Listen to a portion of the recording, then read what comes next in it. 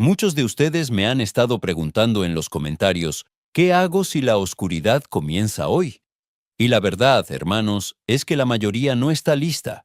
En las próximas 24 horas, su vida espiritual puede quedar definida por 5 pasos que les voy a mostrar ahora mismo. Este no es solo otro aviso más de los que abundan por todos lados. Esto es un guía de sobrevivencia, traído de regreso por alguien que atravesó el portal de la muerte.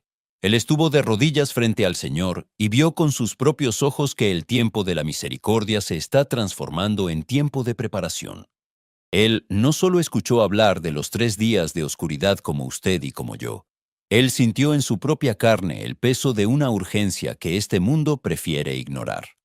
Quédese conmigo hasta el final, porque el 5.º paso fue un secreto revelado directamente por Jesús durante ese encuentro, y sin ese paso, ninguna otra preparación va a tener valor. Vamos a comenzar ahora antes de que las luces se apaguen. Mi nombre es Mateo Gutiérrez. Nací y crecí en San Juan de los Lagos, Jalisco, un pueblito donde las campanas de la parroquia marcan las horas del día y donde el olor a copal se mete por las ventanas cada domingo sin pedir permiso. Tengo 54 años, soy ingeniero civil de profesión y durante más de 25 años me dediqué a construir puentes, carreteras y obras públicas por todo el estado. Mi vida entera fue de cálculos, de planos, de concreto armado y varilla. Yo era un hombre que solo creía en lo que podía medir con mis propias manos. Si no lo podía poner en una ecuación, para mí simplemente no existía. Mi esposa Elena, que Dios la bendiga, siempre fue mujer de fe. Ella se levantaba cada mañana a las 5 para rezar el rosario antes de que saliera el sol.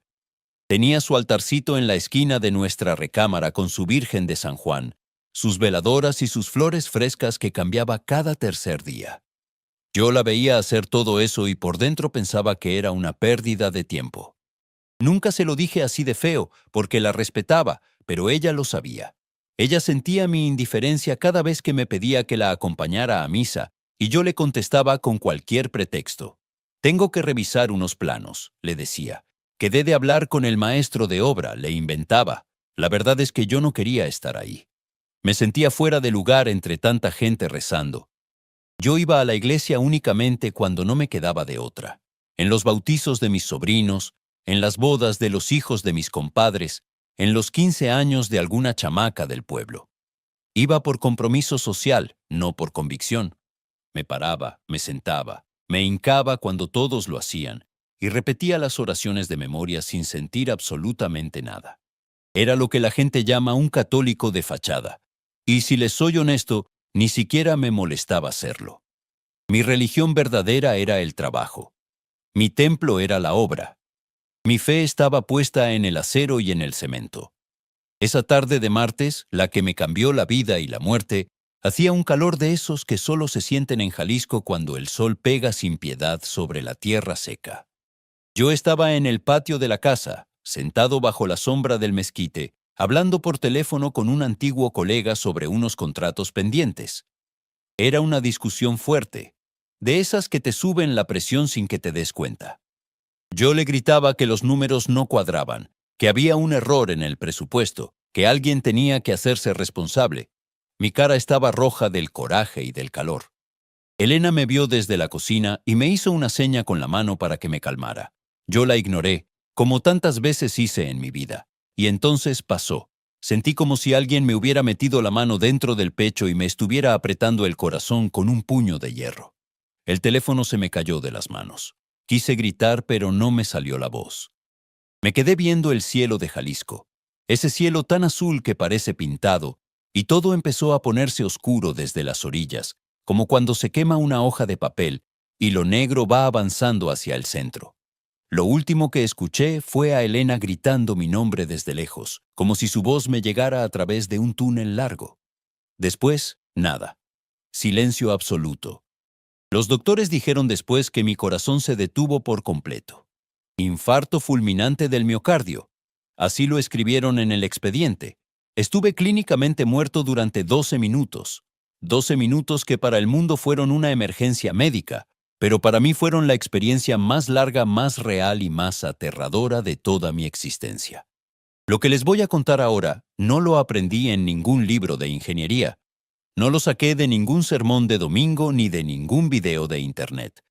Lo que les voy a contar lo viví en mi propia carne, o más bien, lo viví fuera de mi carne, en ese lugar donde no existen los planos ni las medidas, donde la lógica que fue mi orgullo durante toda mi vida no sirve para nada.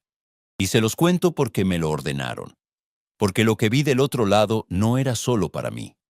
Era para cada alma que tenga oídos para escuchar, y particularmente para usted, que en este momento está escuchando mi voz y siente que algo dentro de su pecho le dice que esto no es casualidad, que este testimonio llegó a sus manos justo hoy por una razón que va más allá de lo que podemos entender.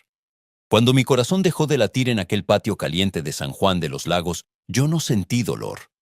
El dolor del infarto desapareció de golpe, como cuando apagas un foco.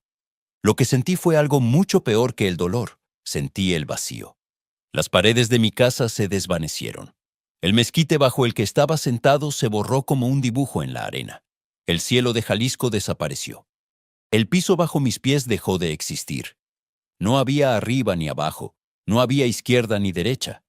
Yo estaba flotando en una oscuridad que no se parecía a ninguna noche que haya vivido en esta tierra. Era una oscuridad que tenía peso, que tenía presencia, como si fuera una cosa viva que me envolvía por todos lados. Y el silencio, hermanos. Ese silencio era tan profundo, tan absoluto, que yo podía escuchar algo que jamás había escuchado antes, los latidos de mi propia alma. No de mi corazón, porque ese ya estaba muerto allá en aquella hamaca. Los latidos de algo más adentro, algo que yo ni siquiera sabía que existía. Ahí, suspendido en esa nada, toda mi arrogancia de ingeniero, toda mi soberbia de hombre que solo creía en lo que podía medir, se me cayó de encima como una ropa vieja. Me sentí completamente desnudo ante la eternidad. Y por primera vez en 54 años, yo, Mateo Gutiérrez, el hombre que se burlaba en silencio de las veladoras de su esposa, sentí un miedo que no tiene nombre en ningún idioma de este mundo. En ese momento de soledad absoluta, flotando en aquella oscuridad que parecía no tener fin, yo entendí algo con una claridad que me partió por dentro. La única cosa que podría salvarme era exactamente lo que yo había despreciado toda mi vida. Si usted que me está escuchando en este momento siente que también necesita preparar su casa y su alma para lo que viene, le pido que haga algo ahora mismo. Escriba en los comentarios: Señor, guarda a mi familia. Yo quiero que ese mensaje sea un escudo para todos los que estamos buscando la luz en medio de tanta confusión. Deje también su me gusta si usted acepta ser un centinela, un vigía, y ayudar a que este mensaje llegue a quien todavía está dormido. Porque justo cuando yo creí que esa oscuridad sería mi destino para siempre, justo cuando el peso de aquel vacío me estaba aplastando el alma, algo comenzó a cambiar. Aquella negrura pesada empezó a ser cortada desde lejos, como cuando uno ve los primeros rayos del amanecer asomarse por detrás de los cerros de Jalisco, pero multiplicado por 1000. No era una luz de foco ni de lámpara. Era un resplandor que no lastimaba los ojos, sino que sanaba algo por dentro. Una paz que yo jamás había sentido en toda mi vida empezó a entrar en mí como agua tibia que le va llenando a uno el pecho. Y yo supe, antes siquiera de poder ver con claridad, que Él estaba viniendo hacia mí. Y supe también que no venía solamente a juzgarme, sino a darme instrucciones muy claras. Lo que Jesús me reveló a partir de ese momento es lo que forma el guía de sobrevivencia que le voy a entregar a usted ahora. Y el primer paso comenzó con una orden sobre lo que usted guarda dentro de su corazón. Pero antes de que les cuente ese primer paso, necesito que sepan algo que me heló el alma. Cuando esa luz me envolvió por completo y yo pude ver su rostro, Jesús me miró directamente a los ojos. Y en esa mirada no había enojo, no había condenación, pero había algo peor que el enojo. Había una tristeza profunda, una urgencia que yo nunca había visto en los ojos de nadie. Él me dijo que lo que estaba a punto de revelarme no era únicamente para mí. Era un mensaje que muchos líderes religiosos están ignorando, un secreto que se ha ido diluyendo entre tanta palabrería vacía de este mundo. Entonces me mostró algo que me arrancó el aliento. Me mostró lo que sucede con las almas que dejan todo para el último momento. Las que dicen, mañana me preparo, mañana cambio, todavía hay tiempo. Vi sus rostros, hermanos. Vi el terror en sus ojos cuando la oscuridad los alcanzó sin aviso. Y les digo con toda la honestidad de un hombre que ya no tiene razón para mentir. Yo no quiero que ese sea el destino de usted ni de nadie que me esté escuchando. Quédese conmigo, porque el último paso de este guía, el quinto, fue el que me hizo caer de rodillas llorando como un niño frente al trono. Pero para llegar a ese momento, necesitamos caminar juntos paso por paso. La luz que salía de él no se parecía a nada que exista en esta tierra. Yo que trabajé años con reflectores industriales en obras de noche, yo que conozco la luz del sol de Jalisco que revienta los ojos a mediodía, les digo que aquello era otra cosa completamente diferente. Esa luz no alumbraba solamente por fuera, alumbraba por dentro. Cada rayo que me tocaba la piel iba sanando cosas que yo ni sabía que tenía rotas. Heridas viejas, rencores guardados, palabras que le dije a Elena y que nunca me disculpé por haberlas dicho, desprecios silenciosos hacia mi madre cuando ella me pedía que rezara y yo le volteaba los ojos. Todo eso estaba ahí, acumulado como escombro dentro de mí, y esa luz lo iba alumbrando todo sin dejarme esconder nada. Caí de rodillas sin poder controlar mi cuerpo. Quise hablar, quise pedir perdón, quise explicar por qué había vivido de espaldas a él durante tantos años, pero no me salían las palabras. Era como si mi boca se hubiera olvidado de cómo funcionar. Pero él no necesitaba que yo hablara. Él ya sabía todo, conocía cada pensamiento, cada duda, cada noche en que Elena se arrodillaba a rezar por mi conversión, mientras yo dormía a su lado sin importarme nada. Jesús extendió su mano hacia mí, y cuando me tocó, fue como si un relámpago de verdad me atravesara de la cabeza a los pies. Pero no dolió, fue todo lo contrario. En ese toque sentí más amor del que había recibido en 54 años de vida en la tierra, todo junto, todo concentrado en un solo instante. Y entonces, con su mano todavía sobre mi hombro, él me mostró la tierra. No sé cómo explicarlo con palabras de ingeniero, porque esto no tiene explicación lógica, pero de pronto pude ver el mundo entero desde arriba, como si estuviera flotando sobre un mapa vivo. Y lo que vi me destrozó el corazón. Vi la tierra envuelta en sombras. Vi ciudades enteras sumergidas en una oscuridad que no era natural, que no venía de una noche común ni de un eclipse. Era una oscuridad con voluntad propia, que avanzaba tragándose todo a su paso. Y en medio de esa visión Jesús me habló. Su voz no era como una voz que entra por los oídos, era una voz que retumbaba dentro del pecho, que vibraba en los huesos. Me dijo, «Hijo, regresa y diles que la puerta todavía está abierta». Pero el cerrojo ya comenzó a moverse. Esas palabras se me quedaron grabadas con fuego. La puerta todavía está abierta, pero el cerrojo ya comenzó a moverse. Eso significa que aún hay tiempo, pero ese tiempo se está acabando con cada segundo que pasa. Fue ahí, en ese preciso momento, donde él comenzó a dictarme lo que yo llamo el guía de sobrevivencia espiritual, paso por paso, con una claridad que no dejaba lugar a dudas. Y el primer paso, hermanos, me tomó completamente por sorpresa. Yo, como ingeniero práctico, esperaba que me dijera algo sobre provisiones, sobre almacenar agua, sobre tener lámparas o velas de cera de abeja como he escuchado que algunos dicen. Pero no. Jesús fue directo a lo que realmente importa, a lo que sostiene todo lo demás, a la raíz. Él me dijo, el primer paso es el aceite de la vigilancia. Y me mostró que la oscuridad física que vendrá sobre la tierra es solamente el reflejo de la oscuridad que ya existe en los corazones de la gente. Diles, me ordenó, que lo primero que deben hacer no es almacenar comida, sino almacenar perdón. Cuando él dijo eso, yo sentí que me caía un balde de agua fría encima, porque yo era el primero que tenía el corazón lleno de cuentas sin saldar. Tenía rencor guardado contra mi hermano mayor por una herencia que se repartió mal hace 15 años. Tenía resentimiento contra un socio que me estafó en un proyecto allá por Guadalajara. Tenía orgullo acumulado contra Elena por todas las veces que ella tuvo razón sobre mi frialdad y yo me negué a reconocerlo. Jesús me explicó que cuando los 3 días de oscuridad lleguen, La única luz que va a brillar dentro de las casas será la luz que sale de los corazones limpios. Me dijo que las veladoras benditas sí tienen su lugar, pero que una veladora encendida en una casa llena de rencor se va a apagar sola. Porque la oscuridad que viene no es solamente física, es espiritual, y se alimenta del odio, del resentimiento y de las heridas que la gente se niega a sanar. El perdón, me dijo Jesús, es la primera llama. Sin esa llama encendida, todas las demás preparaciones son como construir una casa sobre arena. Y yo, que construí cientos de estructuras en mi vida, entendí perfectamente esa imagen.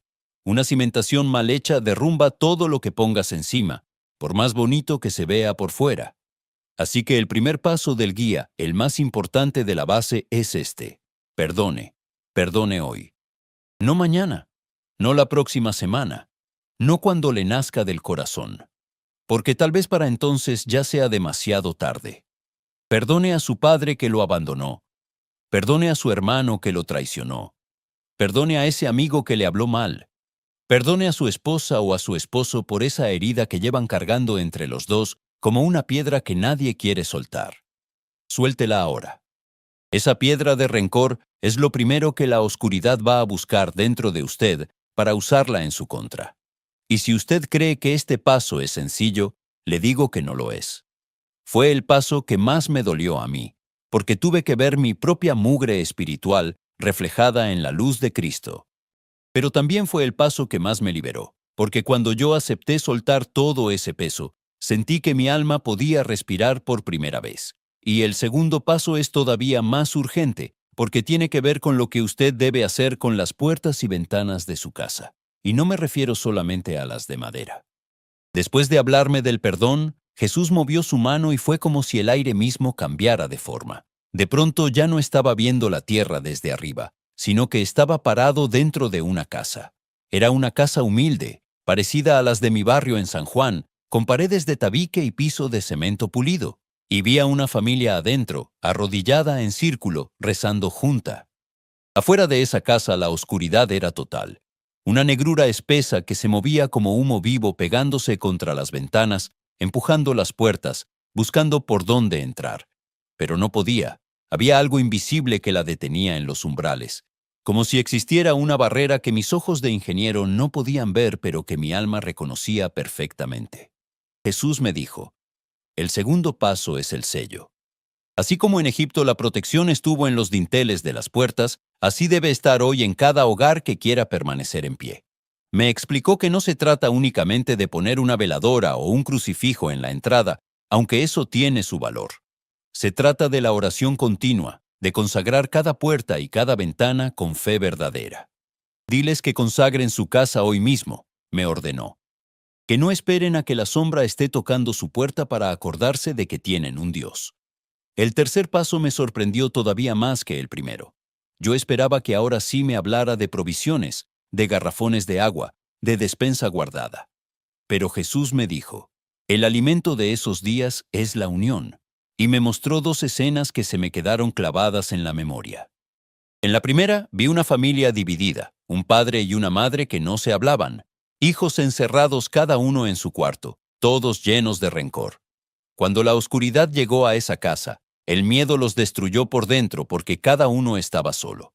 En la segunda escena vi una familia reunida, tomada de las manos, rezando en voz alta aunque les temblara la voz.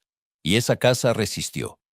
La oscuridad no pudo quebrarlos porque estaban unidos. Jesús fue muy claro. Reconcíliese con quien vive bajo su mismo techo hoy, no mañana. Si usted está decidido a reunir a su familia hoy mismo, escriba en los comentarios, mi casa es del Señor. El cuarto paso fue una orden que al principio no entendí. Jesús me dijo, ordena silencio. Me explicó que en esos días de oscuridad, el ruido del mundo de afuera va a intentar meterse en los hogares a través del miedo. Las noticias, los gritos, el pánico de la calle, todo eso será un arma para quebrar la paz de quienes están protegidos adentro. Diles que se desconecten del ruido y se conecten con lo alto, me dijo. El que gasta su tiempo ahora llenándose de noticias inútiles y de miedo ajeno, no va a tener la fortaleza mental ni espiritual para soportar el silencio de la oscuridad cuando llegue. Este paso, hermanos, es de los más difíciles en un mundo que nos tiene acostumbrados al ruido constante, pero Jesús no lo pidió como sugerencia, lo pidió como orden. Y entonces llegamos al momento que me quebró por completo. Jesús me tomó ambas manos entre las suyas y me miró con una ternura que me hizo sentir como un niño pequeño parado frente a su padre. Sentí que las piernas me temblaban y que algo dentro de mí se estaba rompiendo. Pero no de dolor, sino como cuando se rompe un dique y el agua por fin puede correr libre. Él me dijo, este es el secreto que define quién permanece y quién se pierde. El quinto paso es la entrega total de la voluntad. Me explicó que muchas almas van a cumplir los primeros 4 pasos.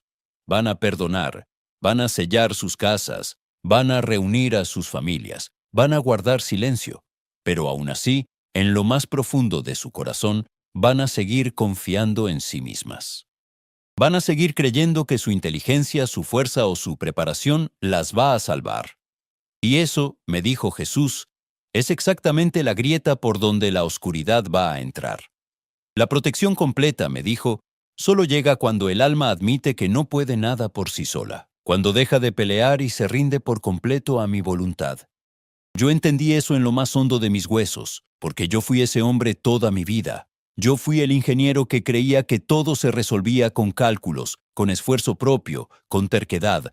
Yo fui el que nunca pidió ayuda, el que nunca se arrodilló de verdad, el que pensaba que pedir auxilio era cosa de débiles. Entonces, antes de soltarme las manos, Jesús me permitió ver algo que todavía me quita el sueño cada noche. Me mostró los rostros de quienes no se habían preparado. No les puedo describir lo que vi con palabras exactas porque no existen palabras suficientes en ningún idioma para transmitir ese horror. Solo les digo que vi ojos llenos de un arrepentimiento que ya no servía de nada, bocas abiertas gritando sin que saliera sonido, manos extendidas buscando una puerta que ya se había cerrado. Y en ese momento entendí por qué Él me estaba mandando de regreso. No era por mí, era por ellos, era por usted. Jesús me dio un último mirar, cargado de amor pero también de una urgencia que me atravesó el alma como un clavo ardiente. Y me dijo, ahora regresa. El tiempo de ellos se está acabando. En ese instante sentí un jalón brutal, como si una mano gigante me hubiera agarrado del pecho y me hubiera arrancado de aquel lugar santo. Todo el resplandor se alejó de golpe. Sentí un golpe seco que me sacudió el cuerpo entero y abrí los ojos en aquella cama de hospital con el pecho ardiendo por las descargas del desfibrilador. Había luces blancas de neón encima de mí, una enfermera llorando a un lado y un doctor que me miraba con los ojos bien abiertos repitiendo: «No es posible, no es posible». Me dijeron que mi corazón había estado parado por más de 12 minutos. 12 minutos que para la ciencia son una eternidad. Un tiempo en el que el cerebro ya no debería funcionar, en el que la muerte debería ser irreversible. Pero yo estaba ahí, respirando, con el pecho adolorido y con un mensaje quemándome por dentro que no podía esperar ni un segundo más para ser entregado. Yo regresé, pero no soy el mismo Mateo que se murió en aquel patio bajo el mezquite. Aquellos 12 minutos de muerte clínica fueron más reales que mis 54 años de vida en esta tierra. Cada vez que cierro los ojos, todavía siento el toque de Jesús sobre mi hombro y escucho la urgencia en su voz. Yo no recibí este guía para guardarlo en un cajón ni para quedármelo nada más para mí. Lo recibí para que usted tenga una oportunidad de prepararse mientras el sol todavía alumbra. El guía completo está ahora en sus manos. Perdón para limpiar el corazón. Protección y sello en los umbrales de su hogar. Unión con su familia bajo el mismo techo. Silencio para desconectarse del ruido del mundo. Y entrega total de su voluntad al Señor, porque sin esa rendición todo lo anterior se desmorona. No espere a la primera noche de oscuridad para intentar hacer lo que debe hacerse hoy. La ventana de tiempo que Jesús me mostró se está cerrando más rápido de lo que este mundo se imagina.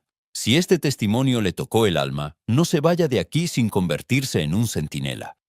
Comparta este mensaje con esa persona que usted ama y quiere ver protegida. Suscríbase a este canal para que no se pierda los próximos testimonios que voy a seguir trayendo en esta jornada. Recuerde siempre, el tiempo de la misericordia es ahora, es hoy. Es este momento en que usted está escuchando mi voz. Que el Señor guarde su vida y su casa.